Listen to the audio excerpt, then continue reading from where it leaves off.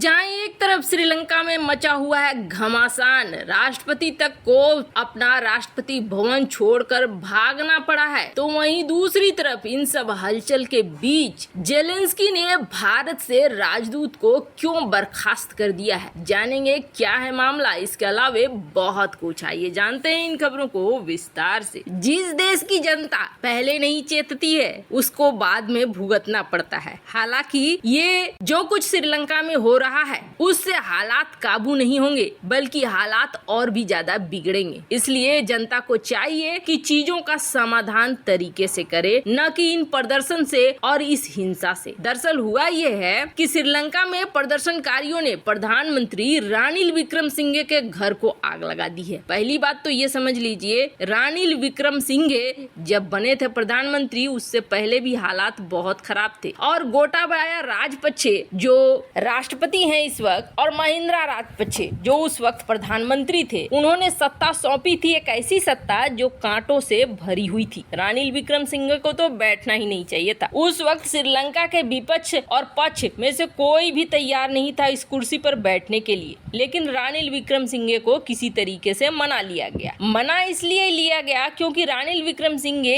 एक वो शख्स हैं जिन्होंने बहुत अच्छे पूरी दुनिया भर में नाम कमाया है, पहचान बनाई है, और ये एक तरीके से श्रीलंका को ट्रैक में लाने का काम भी कर रहे थे। इन्होंने अब दुनिया भर के देशों को बुलाया था कि आप हमें दान दीजिए, आप हमारी मदद कीजिए, डोनेट कीजिए, डोनर्स को भी बुलाया था। अब उस तरफ बढ़ रहे थे ये। दरअसल बात है, थोड़ी सी शर्म वाली बात है कि किसी को दान मांगनी पड़ रही है, मतलब भीख मांगनी पड़ रही है। लेकिन जब परिस्थिति ऐसी है तो जब तक अंतर्राष्ट्रीय मदद नहीं मिलेगा तब तक श्रीलंका बाहर नहीं निकल पाएगा। माना कि जनता ये समझ रही है कि ये सारा कुछ हुआ है जो गलत फैसले लिए गए हैं राजपक्षे परिवार द्वारा और श्रीलंका की सरकार द्वारा, उसका असर है, लेकिन अभी इसे संभालने का ये तरीका नहीं था। दरअसल ये हुआ है कि आप समझिए, प्रदर्शनकारी की भारी भीड़ ने राष्ट्रपति गोटाबाया राजपक्षे के घर पर कब्जा कर लिया। यहाँ तक कि श्रीलंकाई राष्ट्रपति को आनन फानन भागना पड़ा और उन्हें लेकर सिक्योरिटी एजेंसी कहीं गुम हो गई। इस बीच जब देखा विक्रमसिंघे ने कि बवाल बढ़ रहा है तो उन्होंने इस्तीफा दे दिया। हालांकि इस्तीफे का असर नहीं हुआ, उनके घर को आग के हवाले कर दिया। अभी कोलंबो की सड़कों पर उपद्रव जारी है, और आपको बता दें, न तो पुलिस रोक पा रही है न सेना रोक पा रही है। अब स्पेशल टास्क फोर्स को उतारना पड़ा है। अब इस स्पेशल टास्क फोर्स कहां तक कर पाएगी ये कहना बहुत मुश्किल है। आप देख सकते हैं किस तरीके के हालात हैं। श्रीलंका के राष्ट्रपति भवन में ये प्रदर्शनकारी घुसकर बैठे हुए हैं, फोटो खिंचवा रहे हैं राष्ट्रपति की कुर्सी पे, और इसके ऊपर जो स्विमिंग पूल है वहां पर प्रदर्शनकारी नहाते हुए दिख रहे हैं, तैराकी करते हुए दिख रहे हैं। प्रदर्शनकारी बहुत ही बुरी तरीके से इस वक्त परिस्थिति को और भी जटिल बना रहे हैं। अब पीएम विक्रमसिंघे ने ये कह दिया कि मैं तो इस्तीफा देता हूँ, सभी पक्षों को मिलाकर एक प्रधानमंत्री बनाओ जो श्रीलंका के लिए कुछ कर सके। अब तक आपको बता दें, श्रीलंका को बचाने के लिए भारत ने काफी पैसे दे दिए हैं,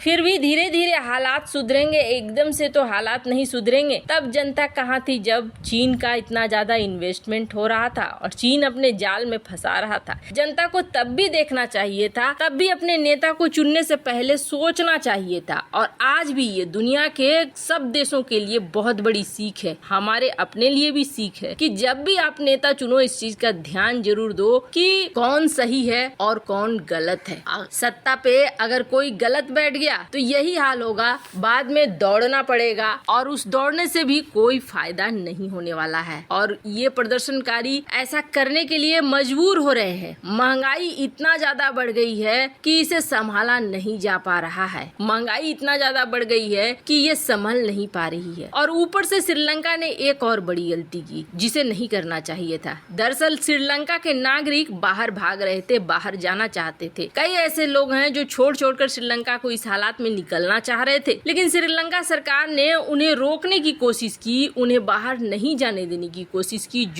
जो एक बड़ी प्रॉब्लम बनकर भी आई है। खैर, श्रीलंका के ये हालात दिखला रहे हैं कि आने वाले समय में एक दो और हैं जिनके ऐसे ही हालात बनने वाले हैं। बात करेंगे कि कौन है वो देश, पर उससे पहले जेलेंस्की ने एक अजीब सा एक्शन लिया है। वैसे इस एक्शन के के बारे में इतना समझ लीजिए कि ये एक्शन जेलेंस्की ने अगर खुद पर लिया होता तो आज ये युद्ध होता ही नहीं। दरअसल हुआ क्या है, अभी तक तो युद्ध चल ही रहा है रूस और यूक्रेन का, और तबाही मची रही है। जहाँ तक लुहांस्क और डोनेस्क के इलाके की बात है, वहाँ पर रूस ने कब्जा जमा लिया है। कथित तौर पर रूसी सैनिक पूरी तरीके से कब्जा जमाकर बैठ चुके हैं। अब अचानक से खबर ये आती है कि यूक्रेन के राष्ट्रपति वोलोदिमीर जेलेंस्की रातों रात भारत समेत 5 देशों में तैनात यूक्रेन के राजदूतों को बर्खास्त कर देते हैं। चलो निकलो यहाँ से। और इसका आधिकारिक बयान आता है यूक्रेनी राष्ट्रपति की आधिकारिक वेबसाइट पर, जिसमें कहा जाता है कि जर्मनी, भारत, चेक गणराज्य, नॉर्वे और हंगरी इनके राजदूतों को बर्खास्त किया जाता है। और सबसे ज्यादा आश्चर्य वाली बात क्या थी कि जर्मनी में तैनात यूक्रेन के वरिष्ठ राजदूत एंड्री मेल्निक को बर्खास्त कर दिया। आधिकारिक बयान में ये कहा गया कि अभी कोई हमारे पास जवाब नहीं है कि हम क्यों बर्खास्त कर रहे हैं, और इन राजनयिकों को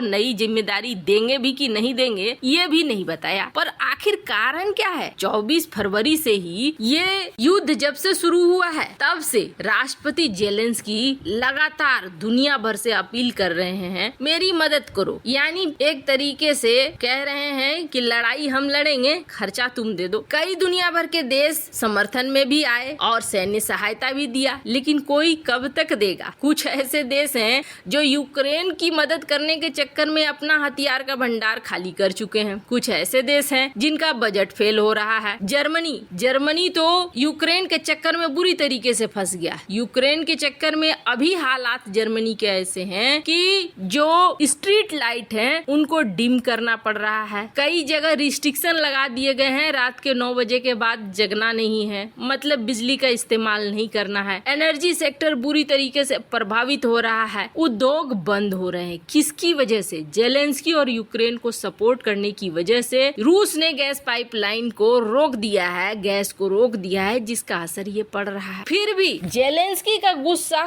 कम नहीं हो रहा है। दरअसल जेलेंस्की का कहना है कि ये जो राजदूत है ना, ये तरीके से काम नहीं कर पाए, ये तरीके से दूसरे देशों से सैन्य सहायता और समर्थन नहीं मांग पाए। भारत के राजदूत भी नाकाम हो गए, और यहाँ पर यूक्रेन ने जो कोशिश की थी कि भारत को अपने समर्थन में ले आए, भारत को समर्थन में नहीं ला पाया। यही वजह है कि जेलेंस्की को लगता है कि उनके राजदूतों ने ठीक से काम नहीं किया और उनको बर्खास्त कर दिया। लेकिन सबसे बड़ा आश्चर्य ये लगता है कि जर्मनी के राजदूत ने तो अच्छा काम किया है, तभी तो जर्मनी बर्बाद हो गया। और 2014 से ही वो जर्मनी में थी। कहा जाता है कि जर्मनी में ये काफी प्रसिद्ध भी है एंड्री मेल्निक। खैर जो भी हो, जेलेंस्की अगर खुद का इस्तीफा दे देते तो शायद यूक्रेन में ये तबाही नहीं मचते। आज भी उनके हाथ में है इस युद्ध को रोकने का। वैसे इस मामले में आपकी क्या राय है? कमेंट कर जरूर बताएं। जल्द मिलते हैं अगले वीडियो में नई खबर के साथ।